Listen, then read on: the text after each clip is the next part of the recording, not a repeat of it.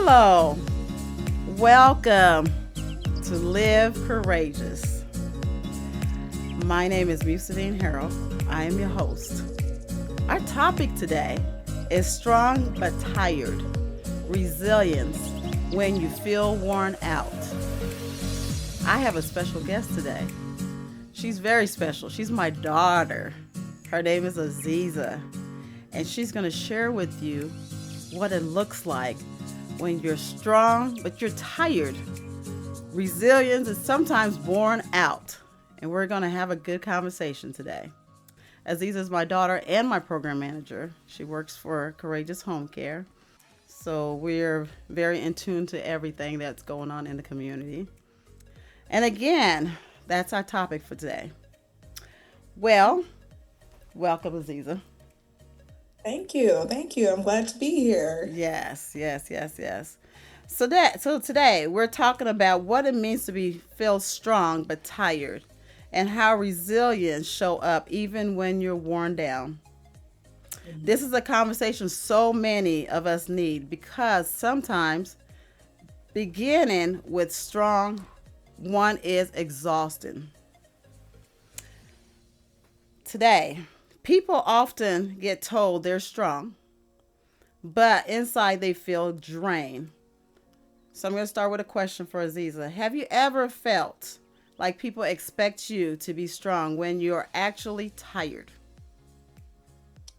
Yeah, absolutely. That's actually I feel like my day to day. I won't say struggle because I also consider it to be a blessing that people see me as a symbol of strength.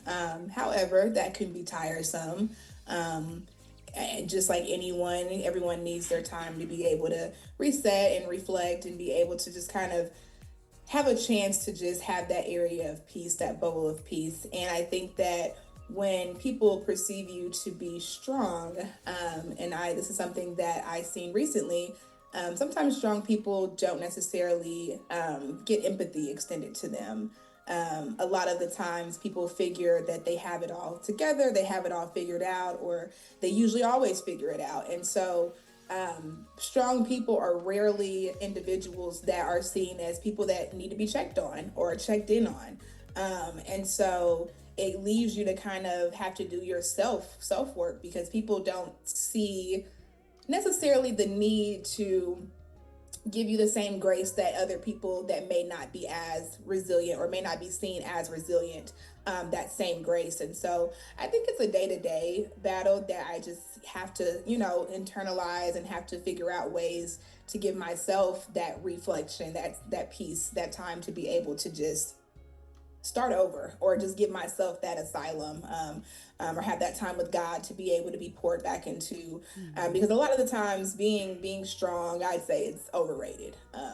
I think that there is power in admitting and not necessarily admitting but wearing, how do I want to say this? Not necessarily wearing your vulnerabilities on your sleeve, but more so of letting people know I am not this impenetrable source. I do have feelings. I do have my limitations, and try to manage people in your interactions based off of those limitations and things of that nature. That's very good. I think you almost tied into the next question, which, you were talking about being strong. What does being the strong one mean to you? I can say what it means to me, and I guess maybe how other people um, reflected back to me, I guess. So for me, being strong, I have reframed strong. I said this to myself, but it's a daily day. It's a day to day process. I don't want to be seen as someone that shouldn't be extended empathy to. I know who I am, and I know that I'm pretty independent, and I can take care of a lot of things. I'm a go getter. If there's a solution to be had, I'm gonna try to find that solution. Just not really taking no for an answer, and constantly having that resiliency to try to overcome any obstacles or any issues. Um, and so I perceive that to be strength. I perceive that to Mm-hmm. be, I think that strength and resilience tied together pretty well hand in hand. just having the ability to not let life just knock you down and keep you down, or not allowing obstacles and things and challenges to hold you back from taking another stab at it, or for showing up again the next day or for the next moment. And I think that sometimes on the opposite end, people see that like, oh well, you got it. Like I don't have to check in on you. You know, you hear I've heard this all my life is I don't have to worry about you. Yeah, I know you're gonna figure it out, which sometimes can be a little hard to hear because who doesn't want people to have concern about them?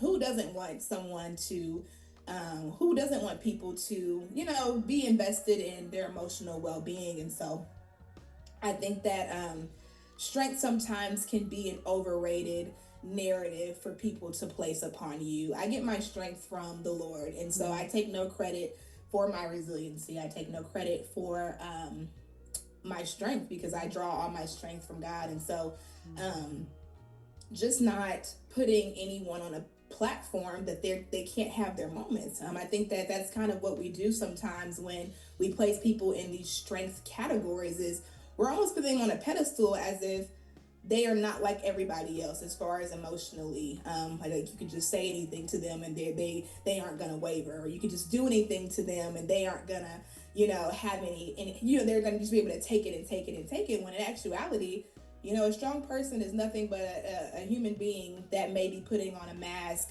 of strength because of how they're being perceived from the world.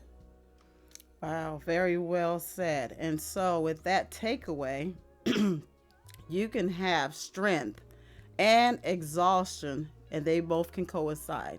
They can both coexist together. It sounds like, and Absolutely. this is what we need to have that that information there.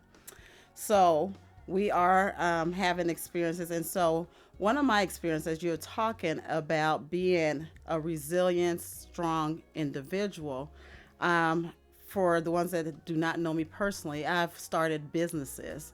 And my very first business that I started, I had a business partner.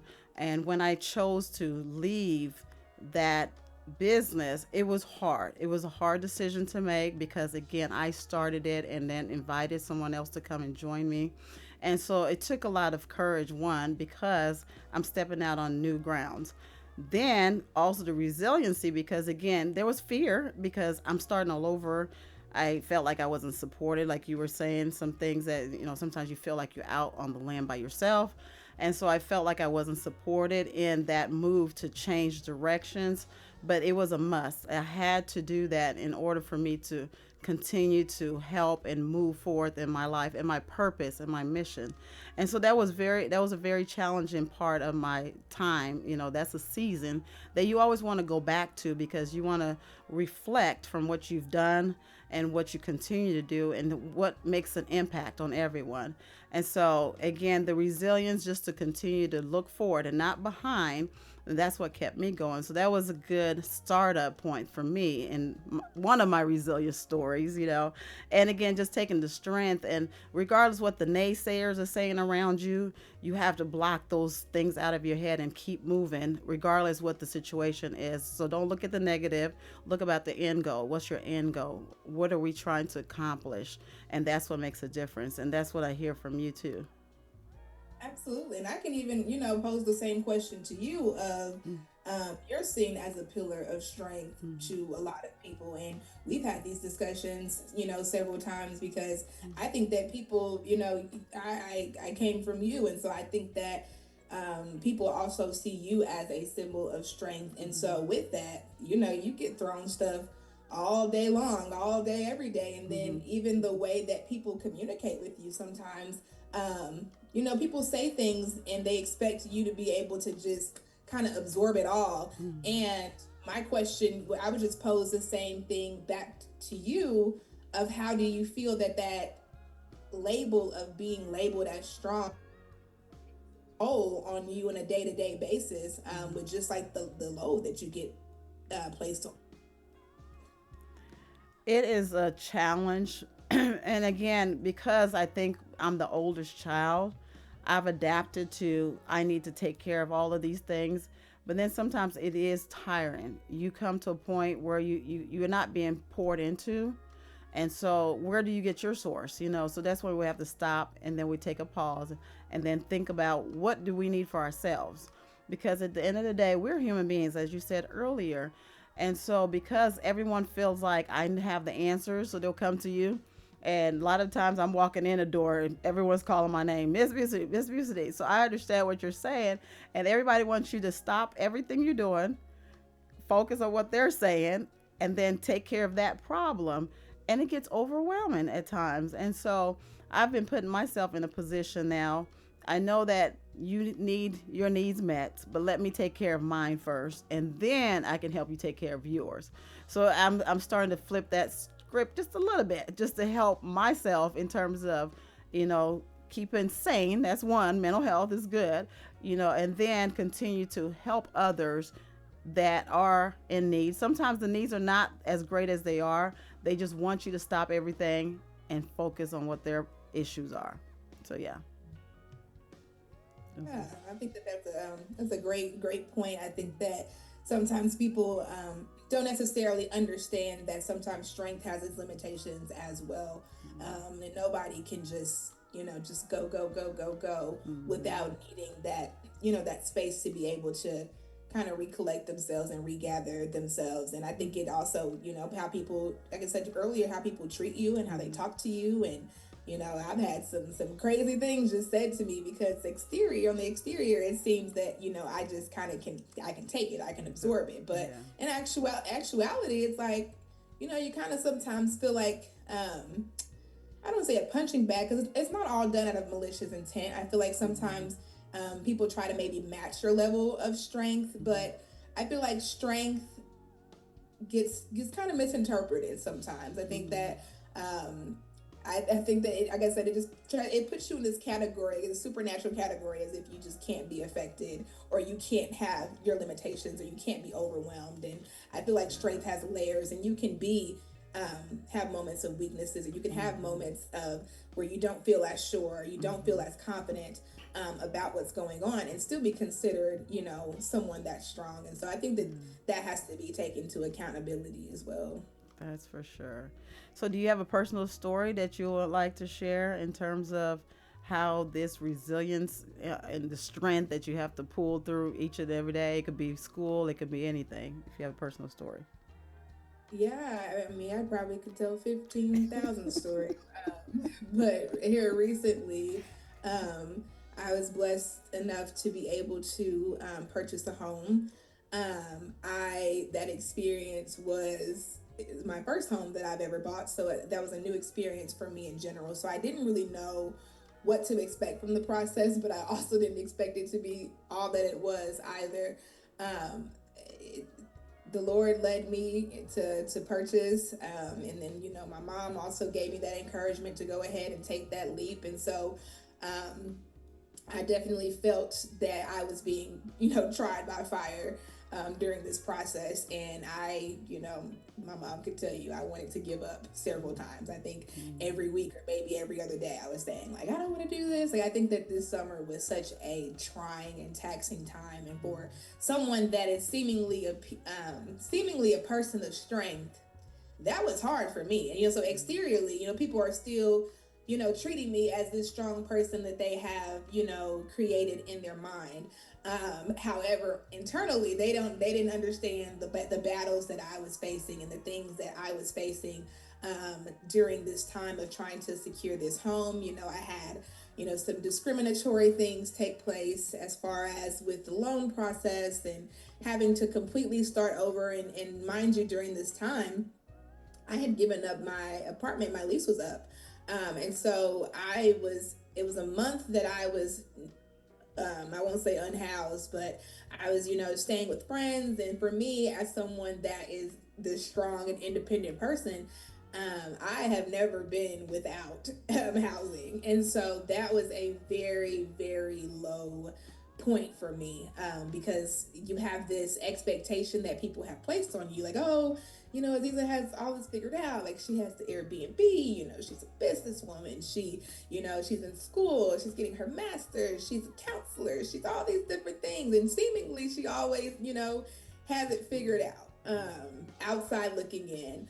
However, That's not the case whatsoever. I wake up and I put on my armor and my shields and my boots every single day to face whatever challenge is ahead. Sometimes that looks like tears. Sometimes that looks like, me just sitting down and writing or trying to like jot out a plan. Or sometimes it's talking to my mom or talking to a friend or talking to my brother or somebody or my sister or somebody that can, try to pour into me to give me that energy to persevere. And so that's a lot of what August was, just trying to really overcome this issue. And so I had to switch lenders. I was told that I was not able to get a loan, and it just wasn't going to happen for me. And I almost took the bait. I almost was like, well, they're saying I can't do it. I'm just going to move on.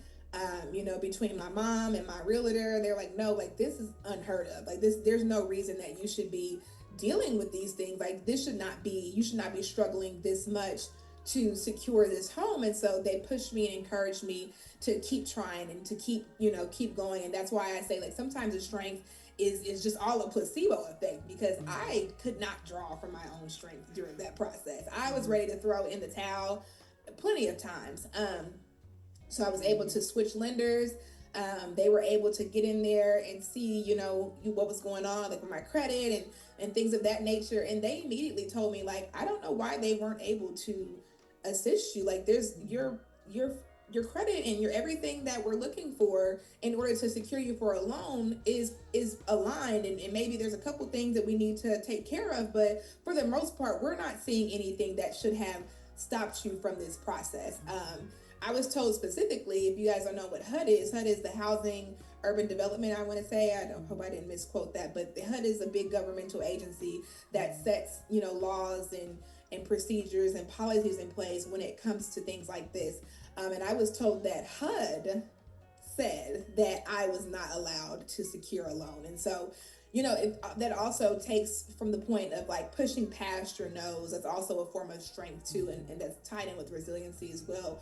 That HUD said that I could not get a loan. And so for me, if I'm hearing that the big governmental agency is saying that I'm not able to do something, then I'm like, it must be not my time. It must not be for me.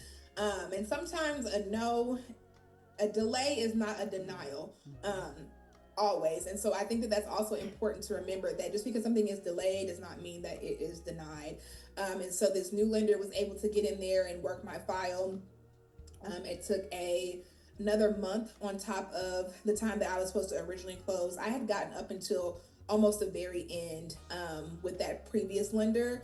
I had a close date. It kept getting pushed back. So I was almost done before they told me that. So I did have to start the process all over again. And that was even a trying time, because I had already been scarred and wounded by that last interaction. And so I just was not hopeful that things would work out for me, but also still having responsibilities. I still had to show up for work. I still had to show up, for my internship. I still had to be on the outside, this strength that everybody perceived me to be. But internally, I didn't know what my life looked like. My car looked like I was living out of it. I just didn't have stability. My stuff was in storage, so I didn't have all of my things. And so I just kind of felt all over the place. And I was fortunate and blessed enough to have friends that were like, yeah, of course, like you can come and stay with me. But also me not wanting to be, like my mom mentioned earlier, being an older sibling, you get used to not depending on too many people. And so after a while, like I just became uncomfortable just being in someone else's space, because I'm like, I just know they probably want their space back. I feel bad, being in their area, in their space. I just want to give up. I just want to go and rent an apartment and throw all this out the window. And long story short, I'm very, very, very glad that I did not do that.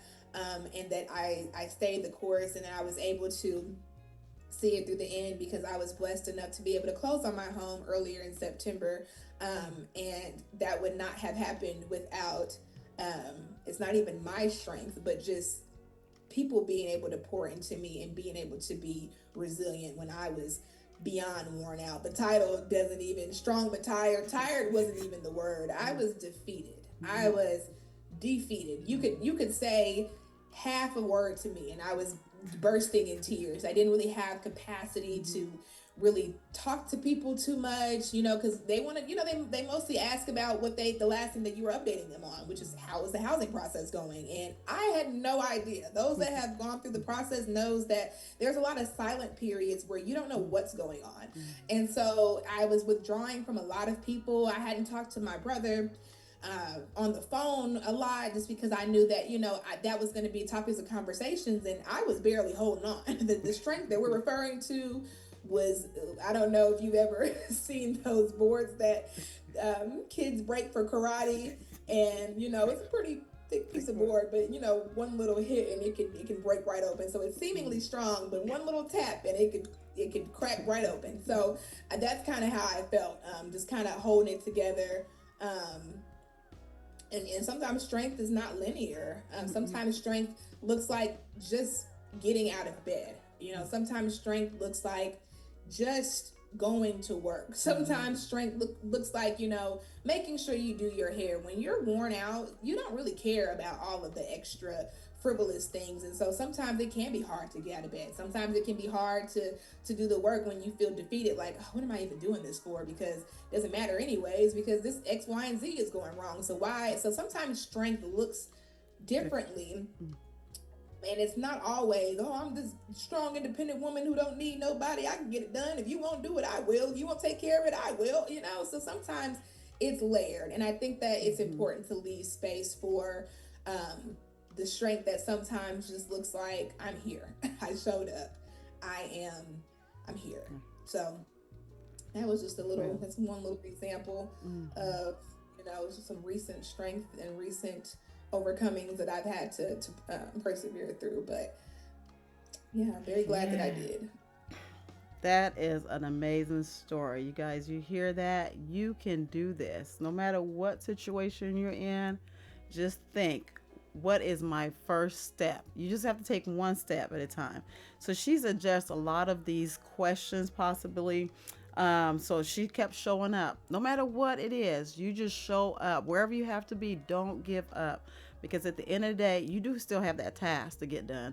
So if you quit working because you're down and out and you don't show up, guess what? You're still going to be in a bigger hole than you were before. So again, you need to feed your kids. You need to have housing. So you keep going. So that was an excellent story of resilience and staying strong no matter what the situation is. Just keep pushing.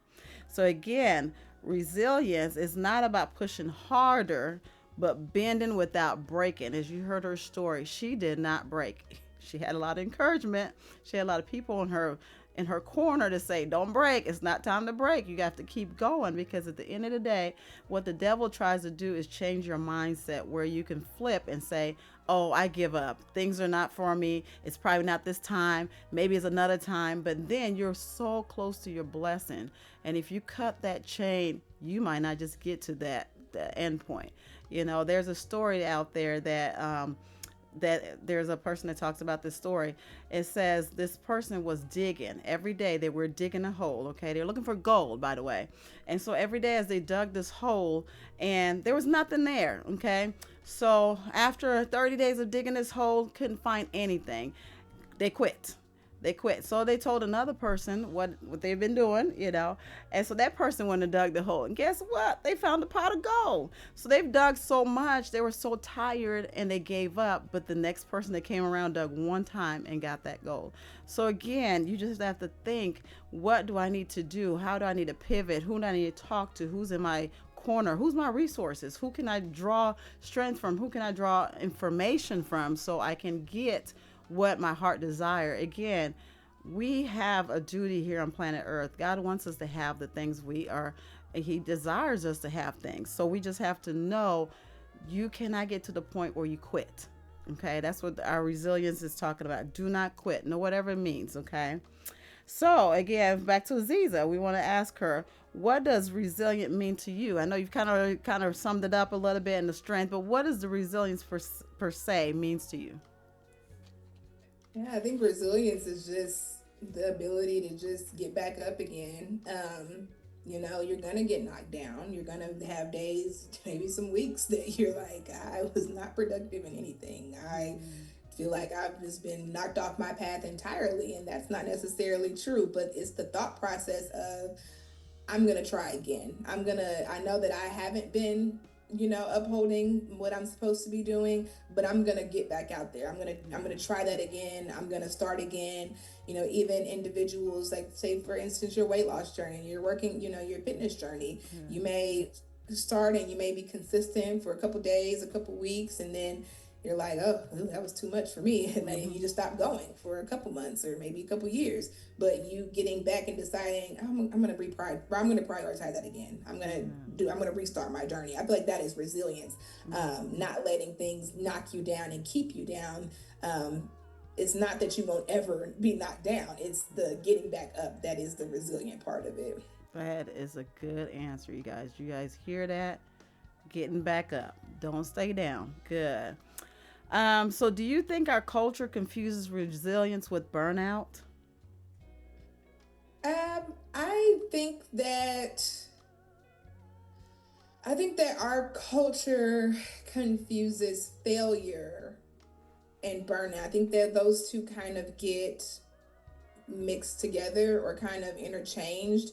And I think that just because something doesn't work out doesn't mean, or just because you're burnt out and something doesn't work out doesn't mean that it wasn't for you. So I think that sometimes when we're burnt out, we may not put our best foot forward. And I think that's why it's important to take that time to be able to take space, draw your strength from God, from your family, from your friends. Because if you're burnt out, which will happen, strong people get burnt out.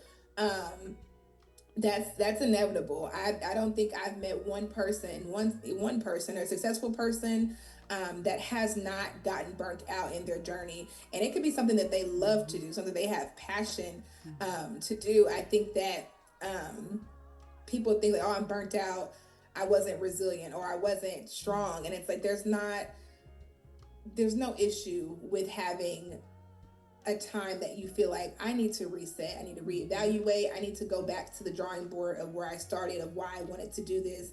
And then the resilience is, can I come back from that burnout? I think that sometimes people think that, like I said earlier, when something doesn't work out, that it's not for them.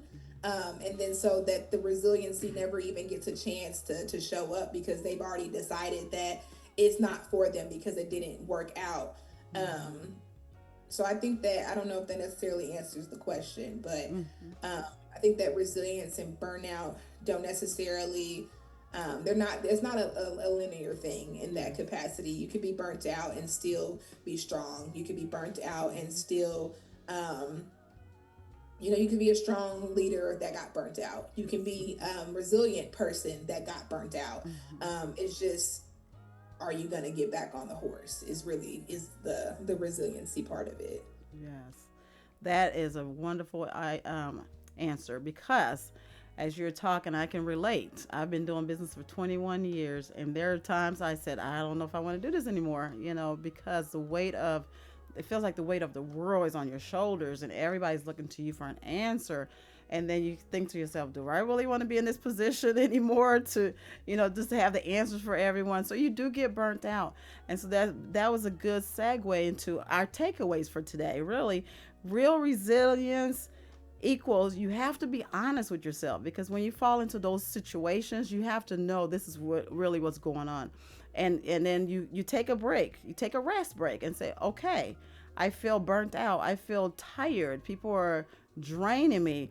And then you say, okay, what is my next step? So that's where the courage comes in. How do I move forward to continue what I love to do? I'm passionate about this. I'm just tired right now. So how do I continue? But again, take that pause. The rest in time is very important, because sometimes we as leaders, we don't feel like we have time to rest, because everybody needs something. So again, this is where the resilience comes in. And for you to be productive, because if you don't take a rest break, you're not going to be productive. You're going to keep going and keep doing the same thing over and over and over again. So that's a good takeaway, Aziza. I really appreciate that. So there are 3 P's for this resilience. You have the pause. So we're going to wrap into that. You have the pause. So you want to take time to say, what do I need to do next? Because I feel this way. And then perspective. What does it look like? Do I continue? Do I downsize? Do I just take a break? Whatever that is. It could be a year. You don't want to take too long of a break and then jump back in. It depends what you're working on, by the way. If we business owners, I don't think I could take a year break. I just don't think I take a year break. But again, you just have to see what that looks like for your situation. And then what people do you have around you? Who can you draw in? What's your resources that can give you more encouragement to keep going? Because we all need people, by the way. So those are the three P's: pause, perspective, and people. So again, here's another question for you, Aziza. When you feel and worn out, how do you give yourself permission to pause? Um, I'm not, you know, super old, but just in my years of just working and being in, the working world, you'll get burned out. Maybe it's been depending on like your level of load and leadership, you could get burned out monthly, weekly. And so instead of allowing myself to run into that wall, of course you can get burnt out and it has no notice. But I try to build in time into my days, like a routine to where I'm able to decompress in my own way at the end of the day, whether it's on the weekends, and just really give myself that time to be able to, because I know I need it. So it's instead of pretending that I don't, and pretending that I can just go like an Energizer bunny. I know that about myself. So doing that introspective work, knowing like what are my limitations, what do I need in order to feel whole, or what do I need in order to feel not burnt out, not drained. And so um, I give myself daily permission to pause, purposefully. I build it in so that when I'm starting a new day, I am not running off of yesterday's, energy or yesterday's problems. Of course, things carry over for sure. You might have had something go on that it didn't get solved that day. So the next day you have to deal with it again.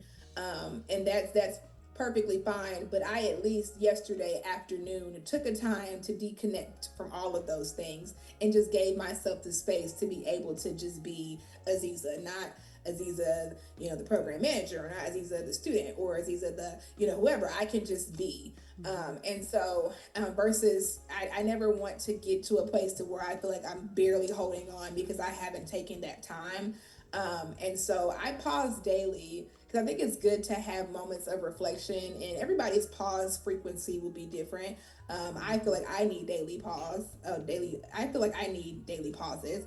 But you may feel like you need a pause once a week, or maybe you reserve, a couple times a month for you to have a completely disconnected time where you just turn off your phone and you don't touch work, and you just kind of just have your time to restore yourself, or whatever that looks like for you. People's restoration time looks differently. Some people, they restore with their kids, or they restore with, their partner, or their spouse, or things of that nature. And so I think that space looks differently for everyone. But I think that knowing factually, I am not a superhuman. I'm not a super robot. And superhumans actually, don't exist. So we're all just human. And so knowing that, and knowing that because I'm human, I don't have an endless supply of power. I do have to reset. I do need to draw some strength from somewhere. And so preparing for the moments that are going to come, and just kind of trying to build that in before, even if you need some space outside of your day-to-day pause. When you feel yourself kind of, and I always know that you're kind of getting close to a burnout, or maybe you're just kind of at capacity for that day. Like when you're more, you're more snappy with people, or you just kind of feel like if somebody says anything to me, I'm gonna lash out. Or if somebody brings me one more problem, I'm gonna lose it. So you can sometimes feel yourself getting to a place to where you should pause. And when those moments start to come up, it's good to start thinking about, how can I rectify this overwhelming feeling that I'm having before I spill out onto other people. So just kind of being self-aware is definitely a lot about that, permission to pause.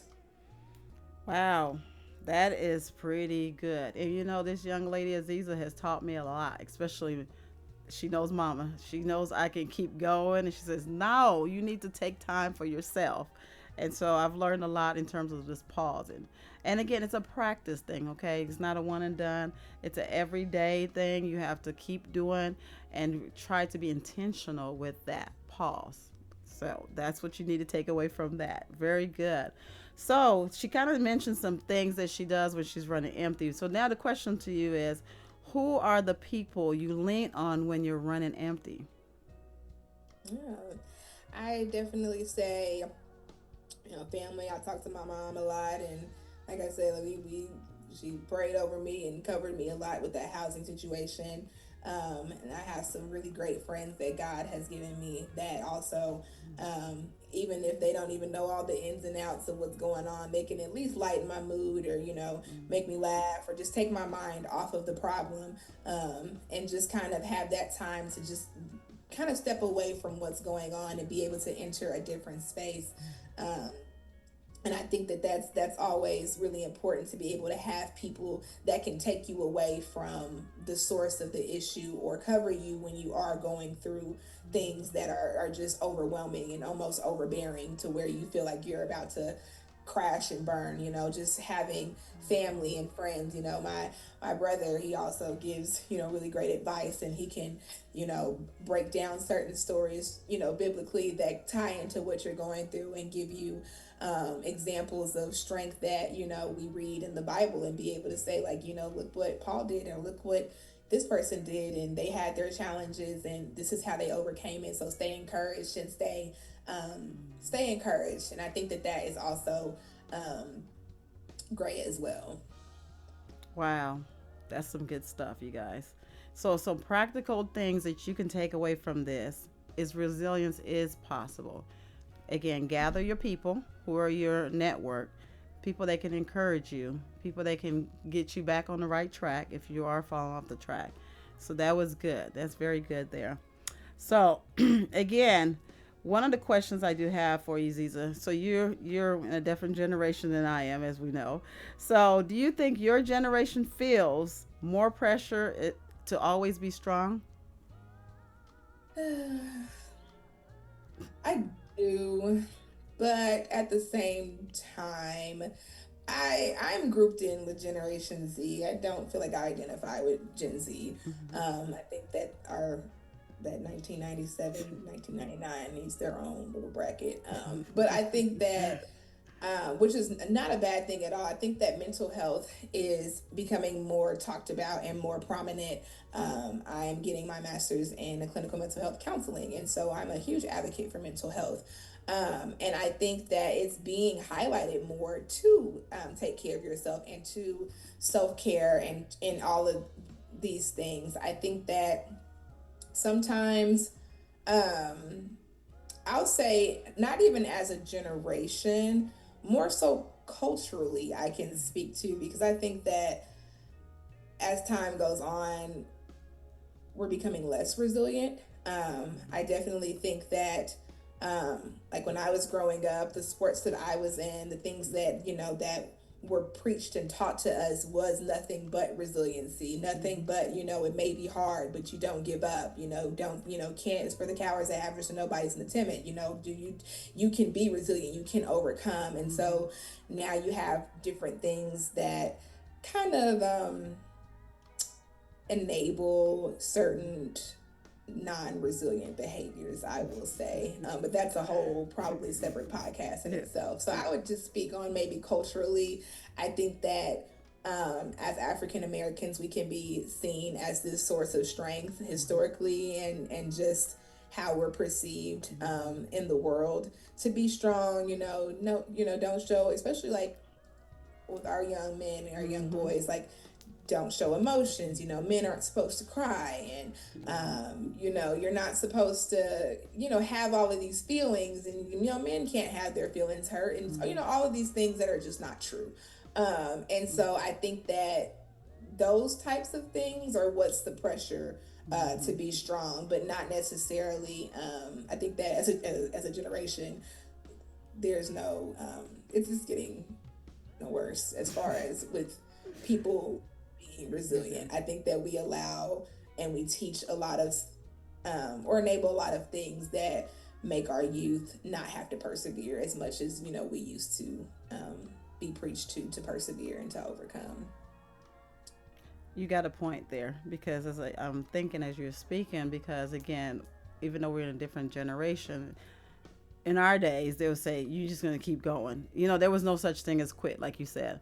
And so we see a lot of kids now, they quit with the drop of the hat. They don't think nothing about it. It's okay because somebody's going to take care of me. So we're not going to pull our weight. Even the sports now, everybody get a participation ribbon, regardless what you get, regardless how you did on the sport.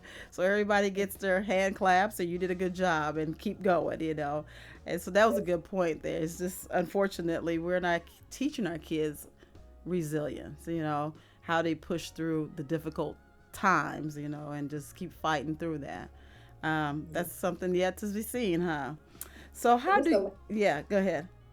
it was just allowing, like, Mm-hmm. just to figure things out. I think that Mm-hmm. there is a happy medium to how I say we as if we're the same generation, but I feel I Yeah. was raised this way. Yeah. How we were raised Mm-hmm. versus what's being taught now, as far as, like you said, participation trophies, and that's just not life. You Mm-mm. don't always get a round of applause just for showing up, Right. Mm-hmm. So it kind of sets our youth up for failure, thinking that just Mm-hmm. because I showed up, that means I'm also supposed to receive the benefits as someone that also went above and beyond. For And sure. that's just not the reality of the world, even in the Mm-mm. workforce. If Yes. employee A is going above and beyond and working overtime and doing more that's what's asked of them, and so on and so forth, and then you have employee B that's just showing up and doing the bare minimum, employee Yes. A would probably looked at first for a raise or a Mm-hmm. promotion over employee B. For sure. But we're teaching that just because employee A and employee B work at said company, that they both should get the raises and the promotions, and that's just not what life is. And Yeah. so I think that we've overcorrected a little bit. I think Mm-hmm. that um, the generation that is raising, I guess, the current youth, I don't know what age bracket that would be, maybe try to overcorrect, try to instill some, it's okay not to always be strong. It's okay Mm-hmm. to have moments of weaknesses. It's okay to not be perfect, which is all very true. But simultaneously, there has to be still instilling in individuals that you are going to fail. You are going to have things that don't work out. But this is what you do when that happens. This is how you handle that space when that happens. Mm-hmm. Um, and I think that that's the piece that's not necessarily being shown, or even just the process of having to figure things out. I was left Mm-hmm. to figure out a lot of things, and I feel like that is what bred the strength, is that discovery of the world and how things work, hitting brick walls and not getting answers, Mm-hmm. hearing no's and knowing that I need to hear a yes, and facing things that would seemingly, I guess I could tell 10,000 stories of things that were a no, Yeah. but I needed a yes. And because of the yes that I needed, it's like, no, how do I get to that Yeah. yes? Because the no and me stopping at that no is not an option. Because Mm-mm. I have to graduate, I have to get this done, I have to do this. These are things that have to happen. Yeah. So how do I get to my yes? And I think that that is the piece that is not being Talk. taught or enforced, Mm. really highlighted Yes. so much these Yes. days. That's pretty good because again, you had a different upbringing than a lot of people. We know that. And so we did a lot of rubber band stretching for her. She was our oldest too, so we had to just, you're gonna do this. She was kind of on our wavelength. You have to do this because this is what you need to get this done. And so and she's a testament to that. That was good stuff, Aziza. Good job. So again, in this topic here, you're looking at resilience. It's universal. We all have to go through it, but it looks different across generations. So again, the generation now is going to look different than what we were taught, and to encourage people to keep going. And it can take the whole village to encourage. Now you have different, just mom by herself that's encouraging this kid. Back in the day, you have the whole neighborhood encouraging the kid, or the track team, like she said she was in track, that would encourage that one kid. So we cheer our kids on, but now it's like singled out. And so there's a misfortune about that because not a lot of people have that community. And I don't know where that went wrong in our culture, but that was a good thing to, bring out again. So again, to our listeners, we've shared you guys some stories today. So now it's time for, we're challenging you to go out, look at your resilience, see how you can navigate that, and take the three P's: the pause, the perspective, and the people. Who do you have around you to keep encouraging to keep going?